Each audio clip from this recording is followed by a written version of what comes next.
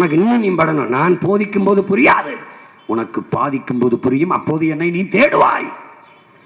தண்ணீர் கிடைக்காமல் பசியில் உணவில்லாமல் தவிக்கும் போது பார்வை பளிச்சென்று தெரியாது, மங்களாக தெரியும். அப்போது பார், இந்த கருகிய முகத்தில் உன் அண்ணன், உன் உடன் பிறந்தவன் உன் முன்னால் தெரிவேன். அன்னைக்கு என்னை தேடுவாய், தேடி தேடி என் சின்னத்திற்கு ஓட்டு போடுவாய். அந்த காலம் ஒரு நாள் உருவாகும். இந்த காசு கொடுத்தவர்களை மான தமிழ் மக்கள் தெருவுக்குள் விடாமல் விளக்கமாறு செருப்பு கொண்டு அடித்து விரட்டினார்கள் என்கிற நிலையை தமிழ் பிள்ளைகள் நாங்கள் உருவாக்குவோம்.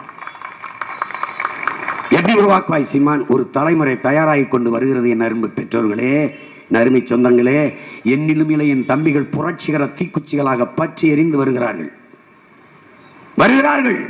என்னை சுற்றி என்னை நேசிக்கிற கூட்டம் பெருகிக்கொண்டு போகிறது. கேம்பெயினை தொடங்கவா, மைக்க கையில் எடுக்கவா, எல்லாம் பதறிட்டான். 2 வரியில பல பேர் நெஞ்சடிச்சு உட்காந்துட்டான். என்னடா அது? அங்கிட்டு என் தம்பி விஜய் ஆண்டனி, அவன் பாடுறது இந்த மைக்கில், ஆனா கையில பிடிச்சிருக்கிறது நம்ம சின்ன மைக்கில். அப்புறம் இங்கிட்டு என் தம்பி ஜிவி பிரகாஷ், அவன் பாடுறது இந்த மைக்கில், கையில பிடிச்சிருக்கிறது நம்ம சின்ன இந்த மைக்கில். என் தம்பி படத்துல வர்றது இந்த மைக்கு, ஆனா அவன் டிசைன்ல போட்டிருக்கிறது நம்ம மைக்கு. என்ன மைக்கு? ஏன் உலகத்தில் பெரும் பெரும் மாறுதல்களை கொண்டு வந்த புரட்சியாளர்கள் எல்லாம் நின்று பேசியது இந்த மைக்கு முன்னாடிதான்.